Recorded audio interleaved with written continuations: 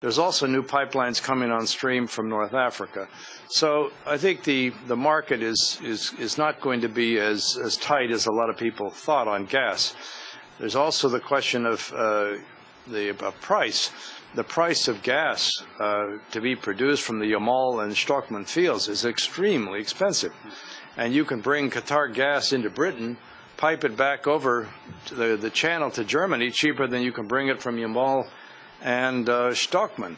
So what does that mean for the huge amount of investment that's needed to bring those pipelines on stream?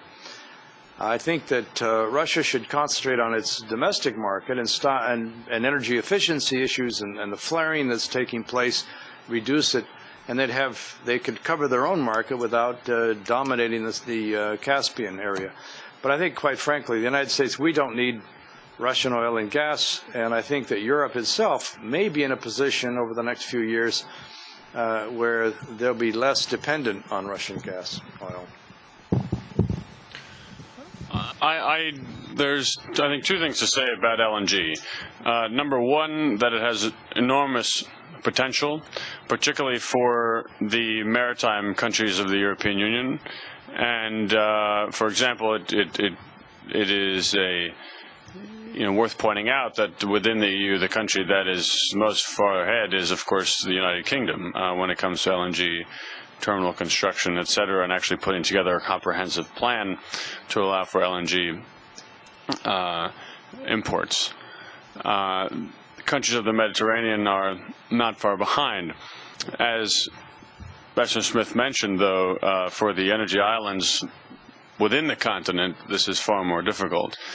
And while there is enormous potential for LNG, in fact, to be a game changer in the way in which gas is viewed and traded globally. That said, we shouldn't necessarily, given the expense of LNG and given constraints that still exist, think that it is a silver bullet.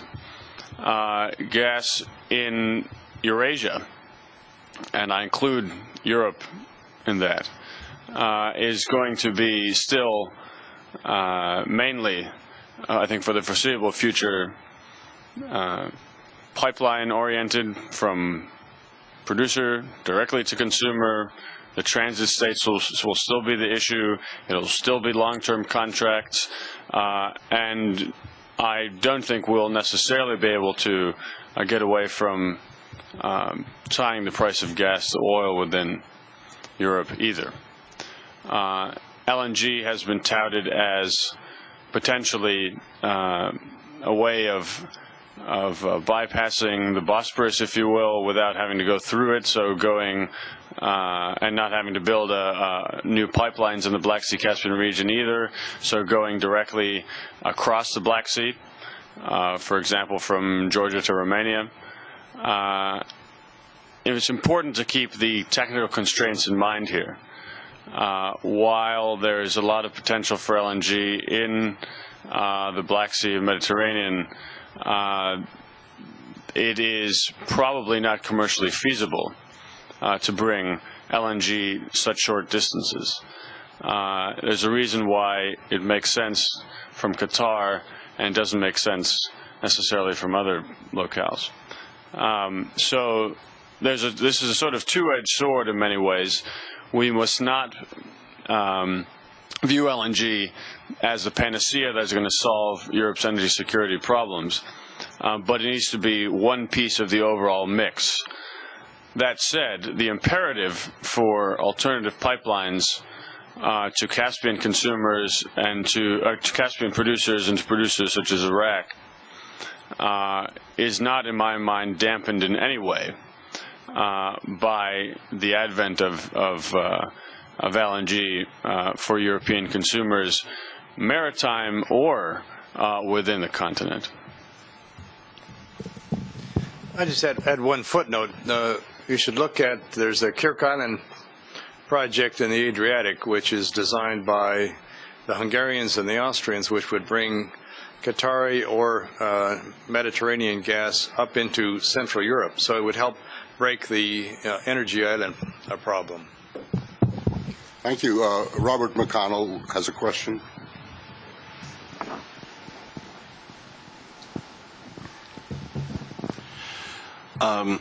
It seems to me when I read what you have written, all of you, and listened today, the question that comes to my mind is anybody serious? I mean, you've used the word serious. You've talked about transparency, the need for it, and so forth.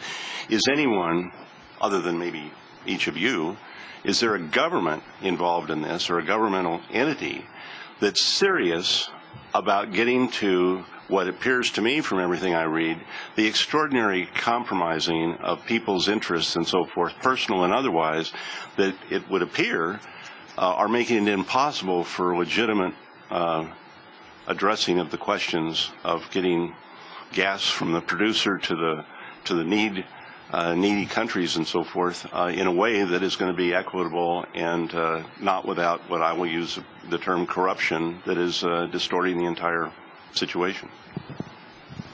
At times it appears that the United States is more concerned for European energy security than the Europeans are. This makes it a bit of a problem. Keith? Alexandros? Well, I'll comment and then turn it over to Alex. But I think that, yeah, there are some governments that are very interested in it. The Polish government has been wrestling with this issue for quite a while, and I think they're very serious at dealing with the issue of energy security. In Hungary, you have the kind of a split between the government of Hungary and the Hungarian Energy Company, which is very, very serious about the questions of energy security and are always fending off efforts by Gazprom to take them over, whether they're efforts that the Austrians are supporting or efforts now that the Austrians are working with the Russians to do. But I think there are countries, some of the Baltic states are very serious about getting involved. The Czech Republic is very interested in energy security. So I think you could, and the Swedes are interested in this issue and in supporting Central European. The Brits are interested in supporting East Central Europe. So I think with the right, efforts, you could put together a coalition of European countries, EU members, and some others that are not EU members yet, that are really serious about energy security and could take on, to some extent, those who are most resistant to a common energy security policy in Europe. I would just make a quick point about lessons learned. The Baku-Tbilisi-Ceyhan oil pipeline, it's not gas but oil, was put together, it was considered a pipe dream at the beginning. Now, many people have said this, a pipe dream that became reality. Well, how did it become reality? Because people took it seriously, on the political side as well as on the private sector side. When the private sector would have never gotten into a project that, number one, may have compromised a certain interest that those companies had in Russia because of the geopolitical aspect of it. Number two, it was technically enormously difficult because it went through very difficult terrain, and it was also, there were significant security concerns. And it was, at the time, this is the mid-1990s and early part of this decade, completely a novel idea that you would have a pipeline directly to the Caspian, to world markets that wouldn't go through Russia, wouldn't go through the old Soviet system.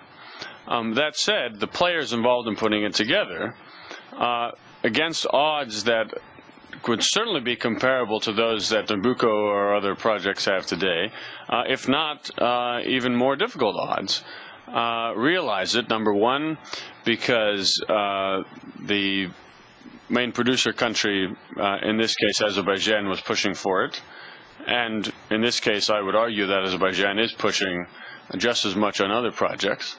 But the United States and to some extent, certain European countries, particularly the United Kingdom here, put significant diplomatic pressure behind putting together a framework that would be attractive for private sector investors to come in and have it realized.